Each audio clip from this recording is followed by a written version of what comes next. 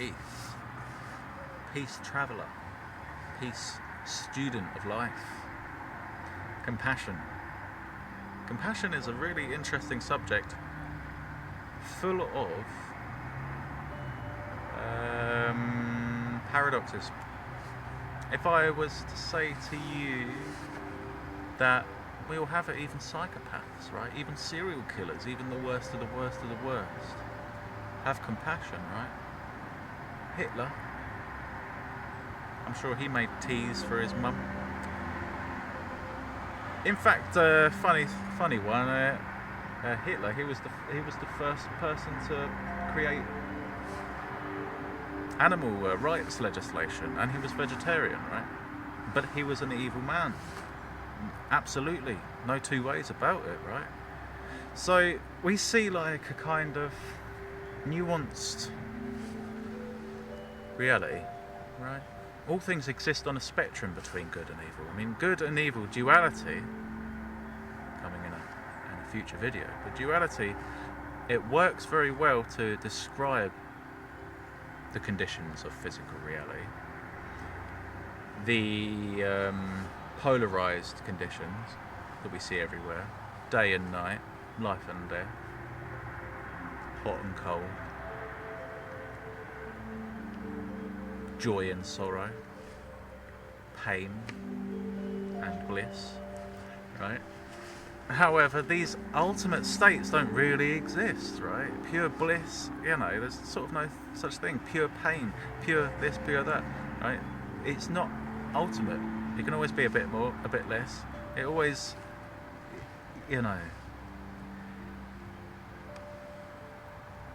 these extremes of parameters kind of help to understand the world, but ultimately they kind of steal from us a reality that is, right? Because we believe that all things are either entirely good or entirely evil, when all things exist on a spectrum, right?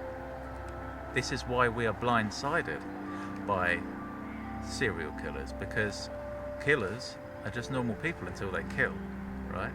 Serial killers are deceptive people who are able to deceive the public, right? With narcissism, with guile, with a knowledge of how compassionate people speak and talk, and the things that they say, the things that you should say, right? And then they kill. But they all need love, and they all love, right? They all have doggies and kitties and love kitties and cuddly things, right? And they all have the need for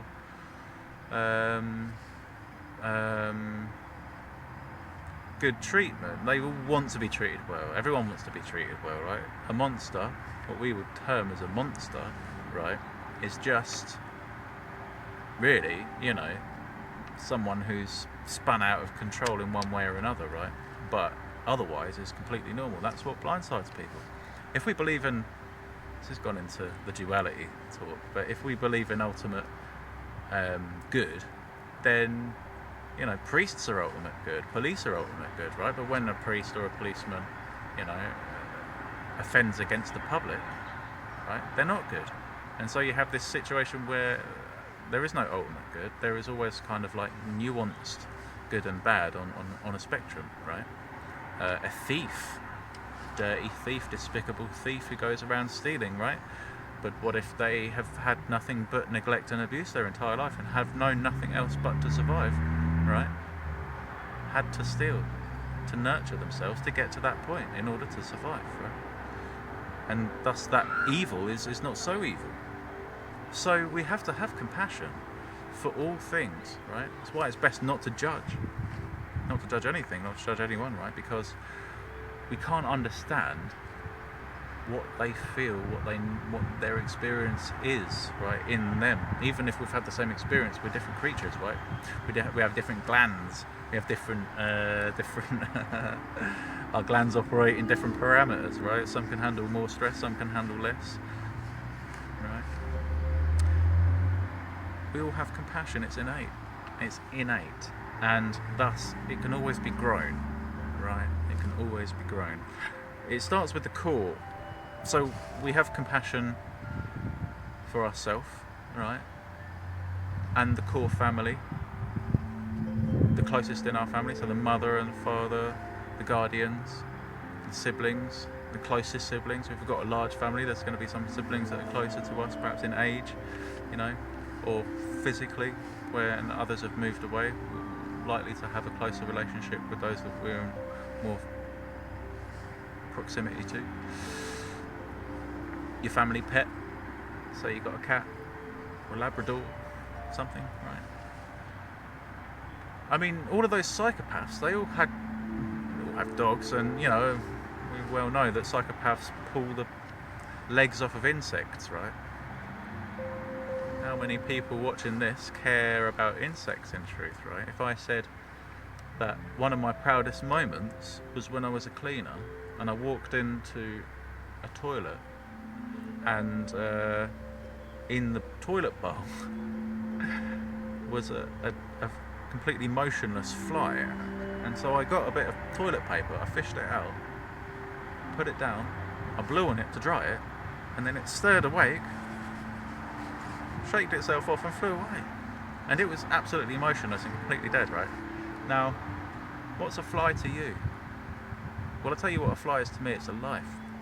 It's something that, because of my actions, woke up the next day into the garden, into life, into another chance, another possibility, another go, right? How many times have you begged for another go, another chance?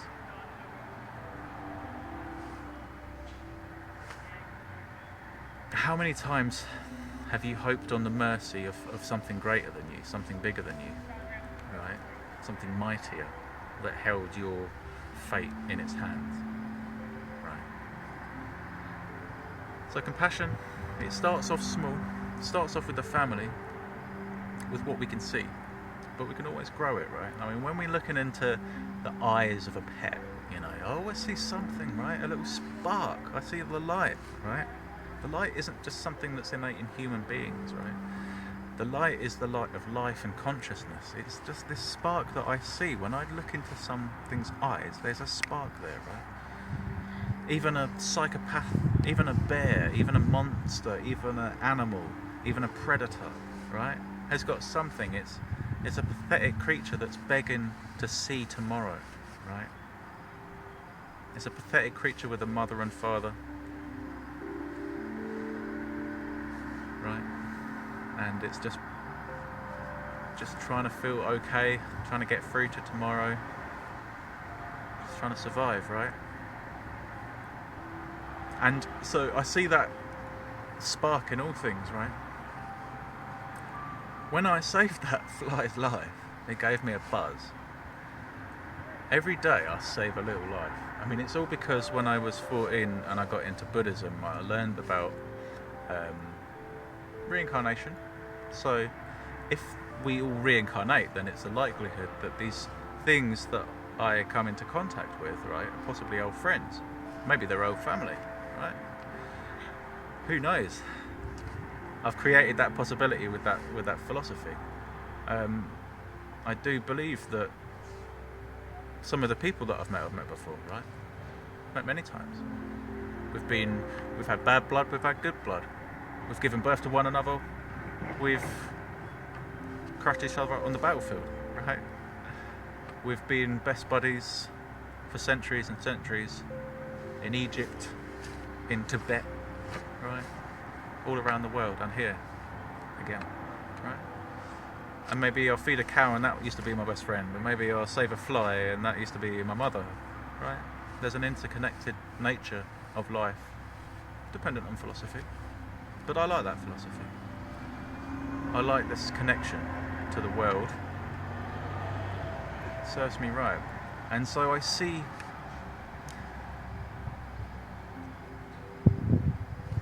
the light of life behind everything's eyes, right? And that buzz that I get is contagious, it's infectious. I love that feeling that I've saved a life, right? People can say, a fly's life doesn't mean anything to me, right? But a life is a life. No matter how you understanding.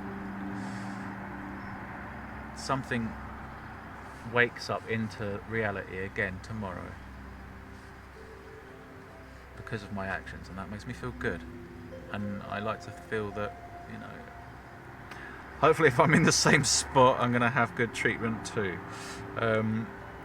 Therefore, we must treat others how we would like to be treated, right? That's one key rule. We all expect to be treated well, so we should all be mindful of treating others well. I treat others very well indeed, because I hope that others would too treat me like one of them, one of their own. Right? How we treat those we can treat poorly is a true test of character. It's easy to give stuff to things that you like. So your little Labrador, your little kitty, it's nice to treat them, right? But when you see a kind of slobbering mess like a crow, like with all scraggly wings, it's dragging itself on the floor, it's got a crippled leg, it's diseased. You see a rat, it's absolutely diseased, it's hideous, it's all... You see a homeless guy and he stinks and he shit himself, and everyone's going to be embarrassed that you're near him and that you're talking to him, and they're going to say, you're thinking to yourself, oh, they're never going to speak to me again. Or you see a neighbour walk past, oh god, they're going to think I'm bosom buddies with this guy. We spend our time just getting drunk and shitting ourselves all over the flipping street, in the gutter.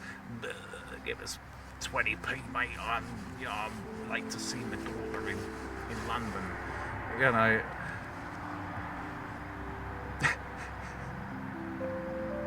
it's so easy to get swept up in that, right? Everything's a test, right? These things are a test.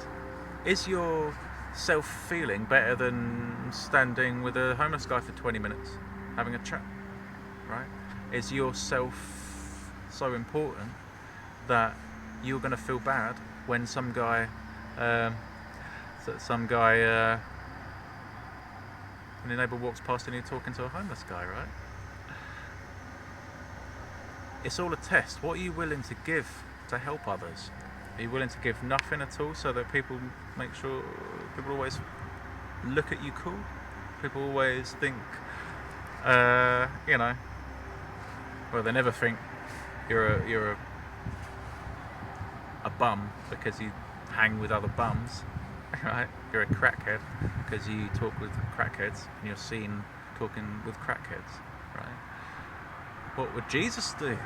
Right? Jesus didn't condemn those who were lesser, who were socially disgusting and unfathomably untouchable. Right? No, it's said in the Tao that the Tao fills from the bottom up. The Tao is like water. It moves to the lowest places and fills those things first with the energy of life.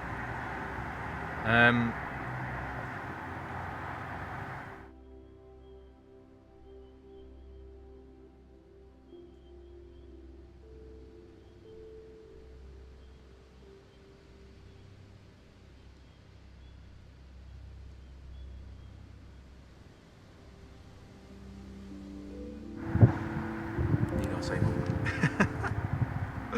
Right, so it's easy. So don't just we mustn't look to help things that look nice, cuddly animals, cuddly people. The things that need it the most are the things that we are repulsed by, right? When you have a repulsion from something, ask yourself, what is it that I'm repulsed by? Honestly, what is it that I'm repulsed by, right? There's the smell, there's this, that. Okay, well, perhaps I've got a problem with that. Perhaps they've never got the flipping nurturing or encouragement. They're utterly neglected and never got anything ever, right? And then they were in the system and got screwed over in that way, right? And then they got locked up in a nut house because they went nuts, understandably. And now they're 5 times screwed over. And they think that when they lie on the ground, it's like brings them back to They've gone back to the childhood where they expect someone to come up and give them a hug and nurture them a bit, right? That's why in society we can't help them, because people are jealous. Oh, why should we give people compassion who are lying on the floor begging for their mums because they never had a mum? Why should we give them warmth and compassion? Right? It's not like I should be seen dead with this flipping thing, right? Nah, man, you know. I mean, there's tricks in that, unfortunately, because there are those who will like abuse that. You know. Yeah. So we just, you know, experience. You know. I mean, you get the measure of people, those that are genuine, and those that are not. Even those that are not, you know, I still give, right? Because they still need. Right? Even people who are utterly pathetic, even people who are lying in the gutter and you know they're not homeless, right? For a fact, right? They're lying in the gutter. It's not healthy, right? I'm going to give them something. I don't have to give them loads of cash. I don't have to give them my last money. I can give them encouragement, warmth, time, a little push in the right direction, a little nudge, you know.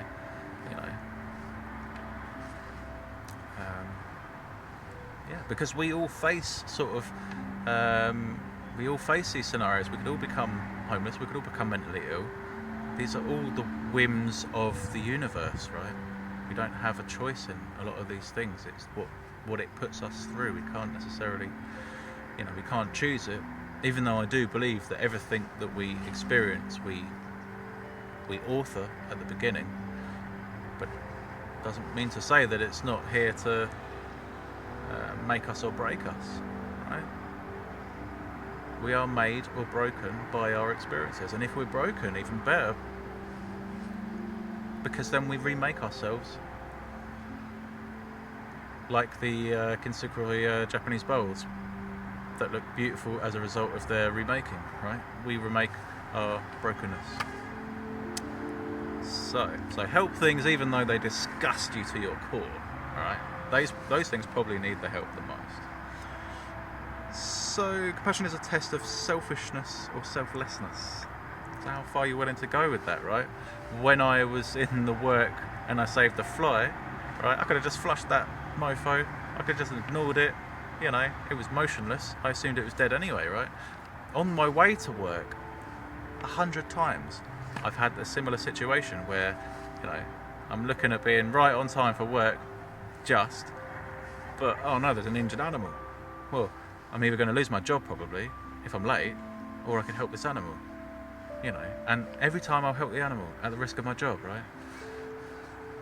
Have I ever not? I don't know, man. I don't know, but it's more important to me because I'll never forget. I'll never forget, and it makes me feel so good, right?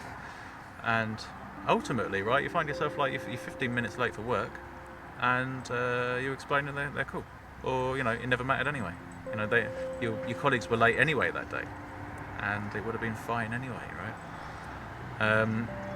So it's a test. There are so many tests, right? Would you help an injured Labrador? Would you help a drowning Labrador on your way to work? Right? Yeah, you'd miss an hour of work to help a drowning Labrador. Your work would understand and da-da-da-da. All right, would you help a drowning rat or a pigeon or something that society thinks is disgusting and they couldn't care less about anyway, right? Would you help a drowning pigeon? If your work would completely laugh at you and everyone you ever known would laugh at you for it, would you do it, knowing that it would be alive because of your actions, or at least you tried? And you won't spend any time thinking, I could have done this, I could have done that, like the other time, like that time, you know, right? So how far are you willing to go? How far are you willing to go, right? You'd save a cat, but would you save a fly? Would you risk a job for your fly? For your favourite fly, right? You know, not many, right? But that fly, or that desperately knackered thing, right? It's just thinking like, you know, you're just going past and you could help me. And it doesn't understand why anything wouldn't help it, and why, if you were in that same spot, you'd be looking and just thinking, man, you could help me, man, what is wrong with you? What is wrong with you tonight? Help me, man. What? You got something better on? You got something better to do right now? Life is life, right? Life and death is the most important thing, right? You know, existence, that whole shtick, right? Oh no, you're just going to walk past. Okay, bye, thanks. Yeah. So, it's not that human life is superior, right? Compassion is like... Our situation is we always assume, all life assumes, that it's superior. When our original condition of existence, of understanding, is that we're better than everyone else, right? That's what the ego says. When the ego speaks for us, wraps itself around us, it says we're better than everyone else, right? And our family is better than your family, and it's better than everyone's family, right? And our street, and our house is better than everyone else's, and our street is better than the neighbour's street, and our town, way better than the neighbour town, right? That neighbour town sucks, right? Ours is way better than that. Ours to the end, right? And our country's better, and our continent's better, and right? Superiority is a something that we have to kind of mentally work our way out of. We have to grow out of, right? This assumption of superiority, because it's an illusion, right? All things are equal. As we grow the rings of compassion out from the self, right? The ego, the self, the family, the family, pets in the family, right? And the neighbours and our countrymen and those in our continent and those of our colour, those of our race, those of our right? Well, every single flipping race on earth believes that they're the best.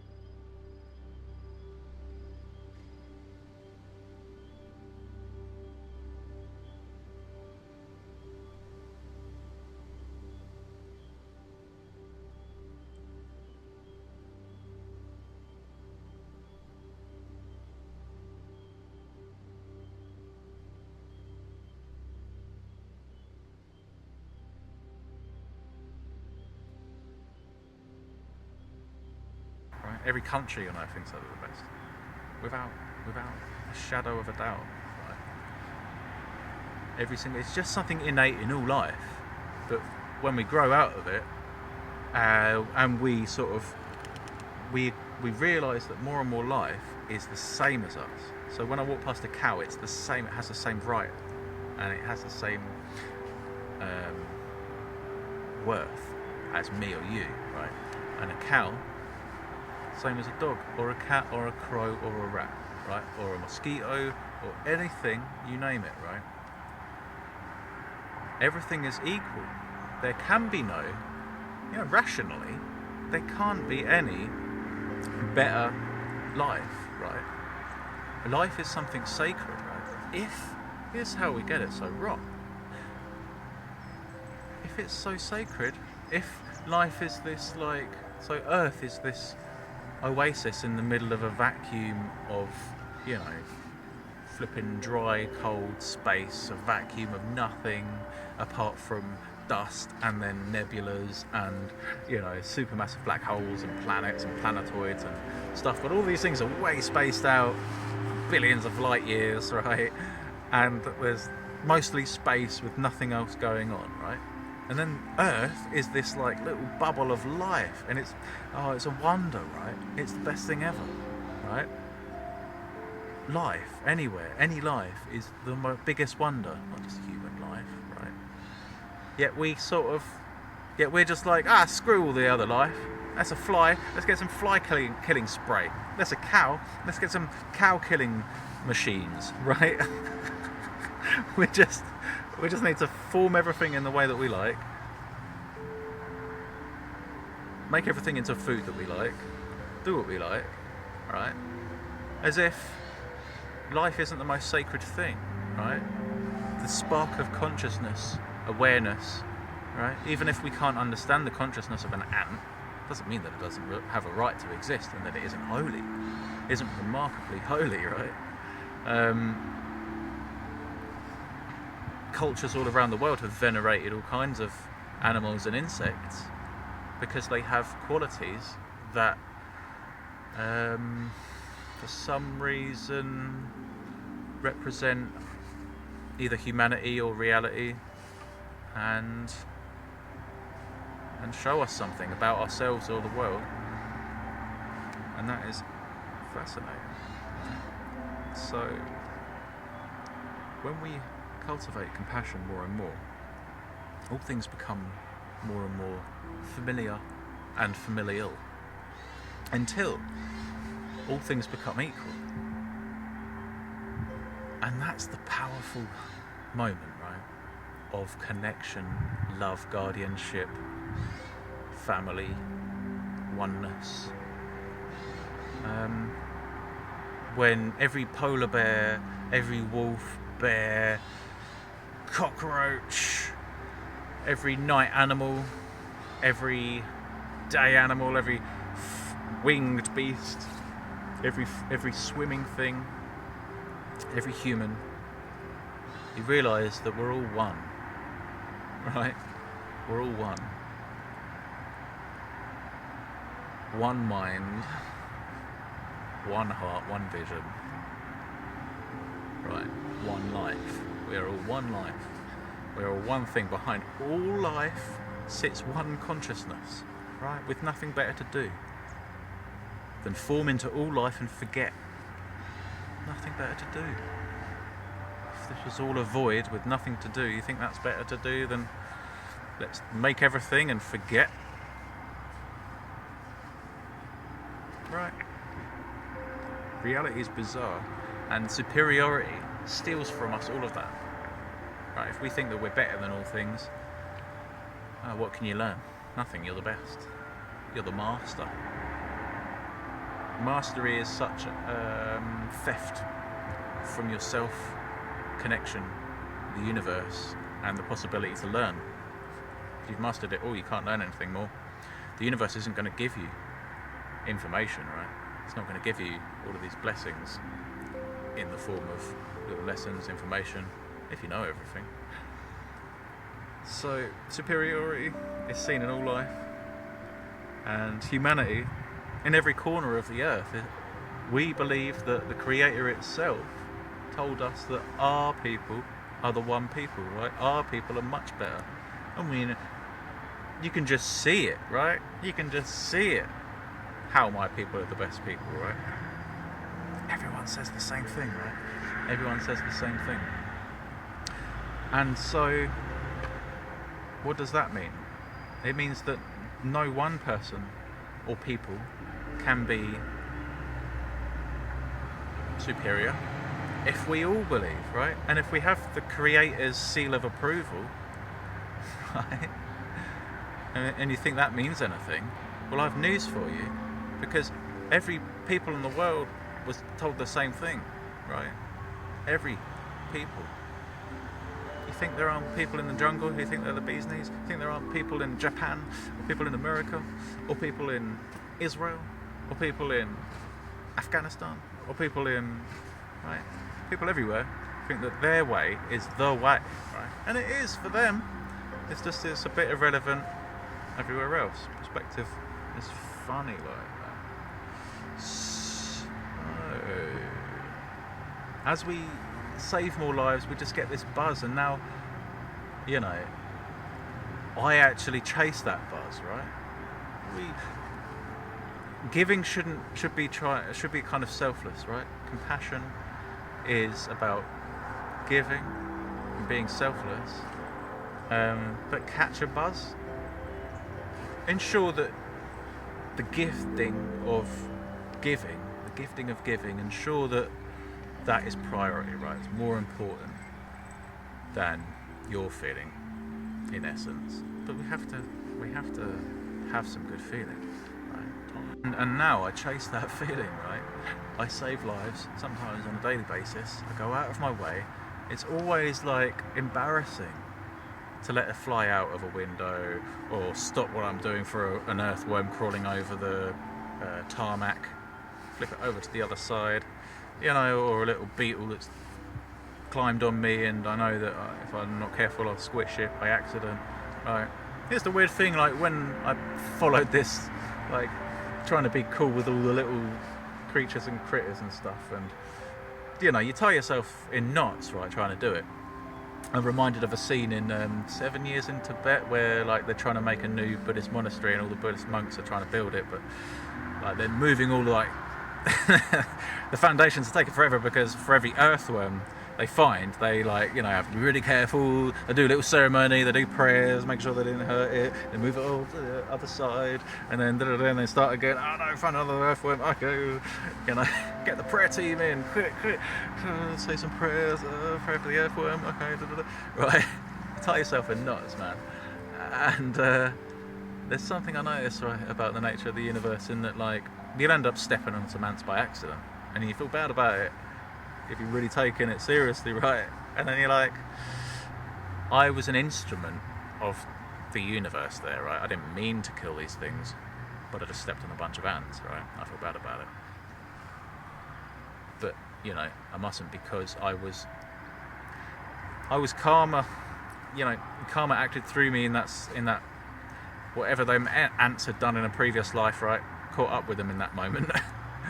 and they got it, unfortunately, and I was the one who flipping met it out, and I'd rather not that be the case. To be an instrument of killing for the universe, I didn't choose that. But it is, and what of that? That highlights the experience of soldiers, right? Soldiers made to kill, don't necessarily want to kill. And even if they do, when they do it, they might think, damn, actually this sucks, right? And I've done it for like not even, you know, survival reasons, right? What of that, right? And then they have to stomach something like a knowledge that you've committed a grave sin against the universe, having taken a life.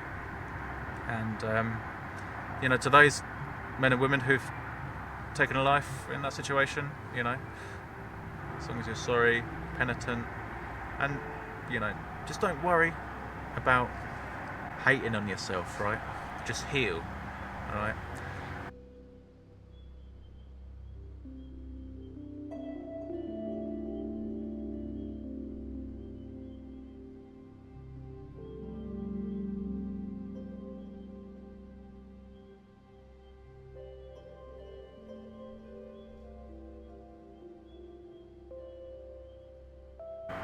Yeah, have compassion for yourself, right? No matter what you're going through, have compassion for yourself.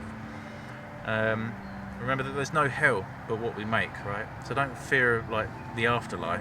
We're just going to come back and do it all over again, so don't be a soldier all over again, right? I think I was a soldier in a previous life, and that's why I have a real sort of, I had a big kind of war obsession for the best part of my life, right?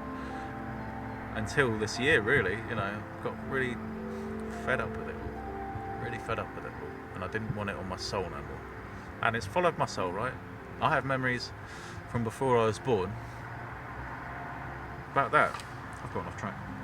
Who cares about that? Yes, so it's nice to catch that buzz of saving a life and to carry on, right? It doesn't matter. You might think you save a rat's life or a flipping pigeon's life.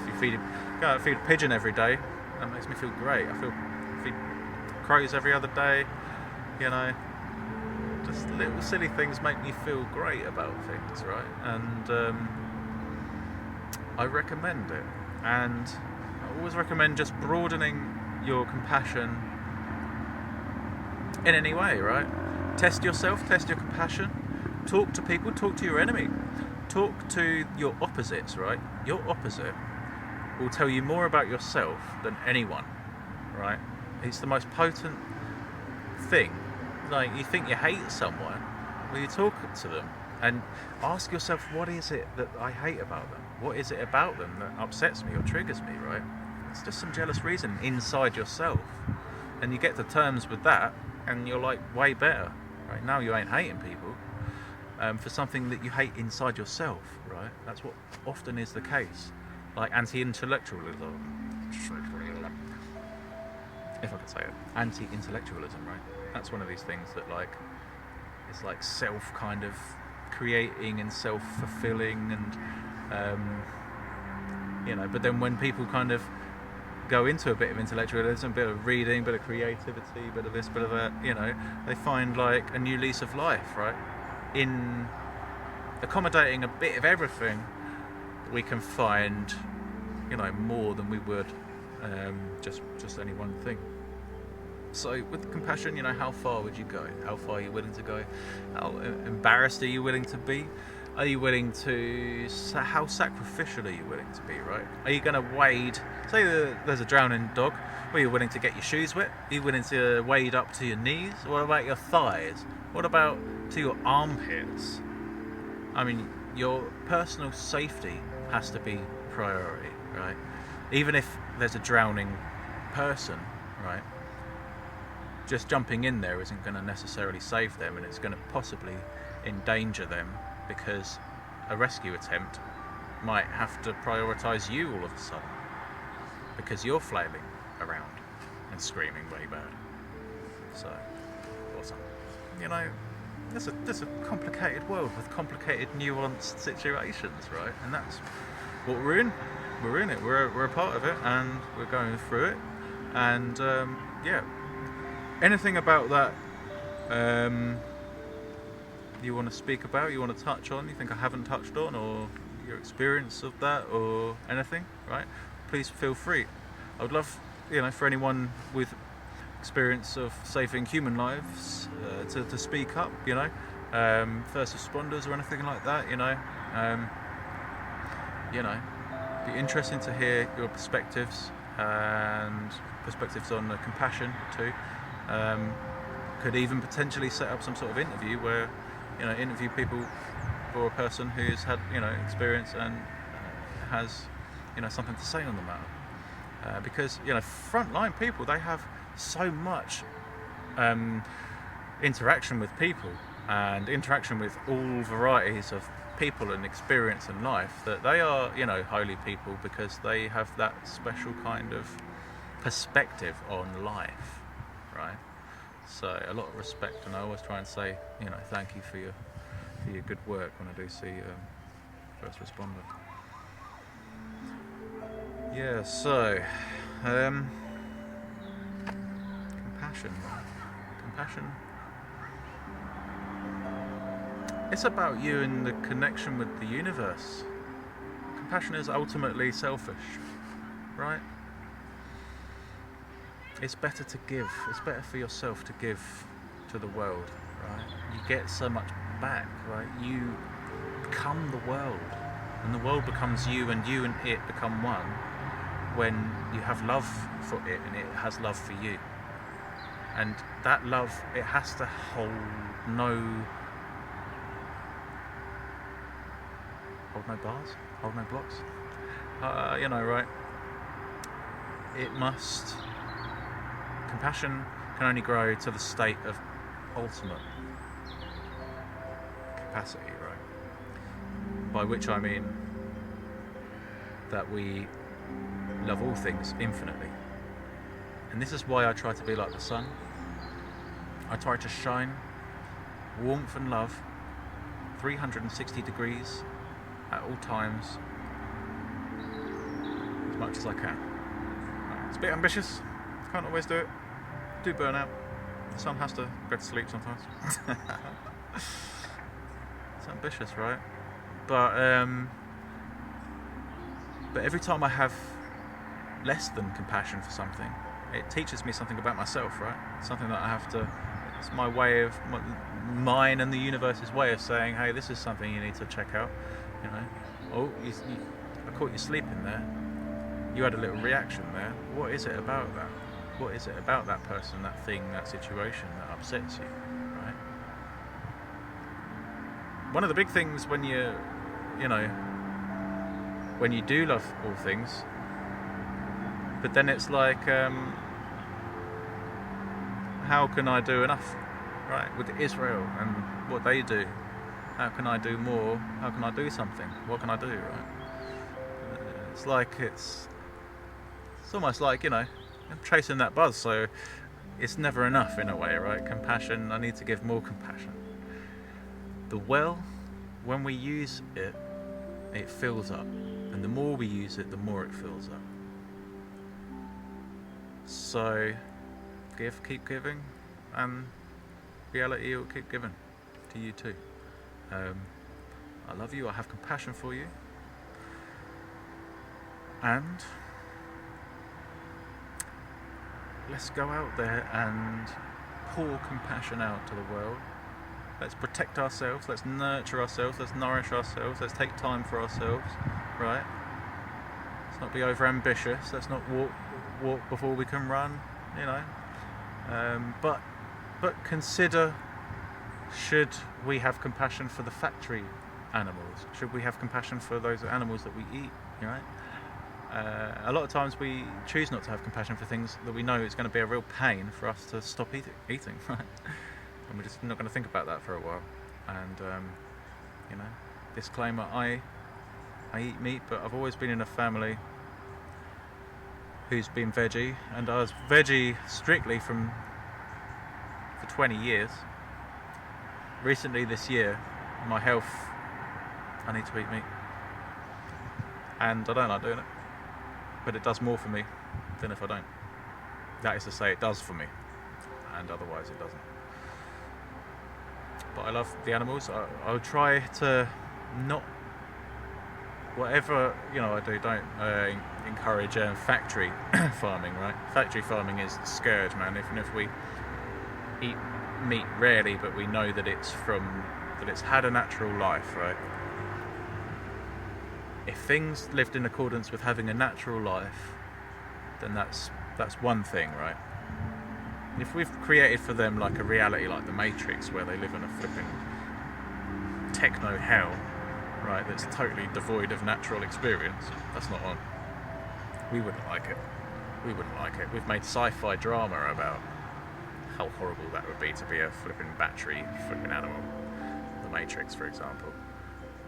So if we wouldn't like it, they wouldn't like it, right?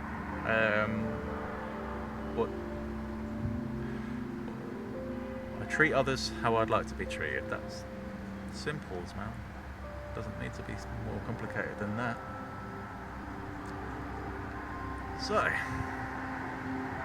compassion in a nutshell. Maybe next I'll do duality. So peace and love, compassion of the way.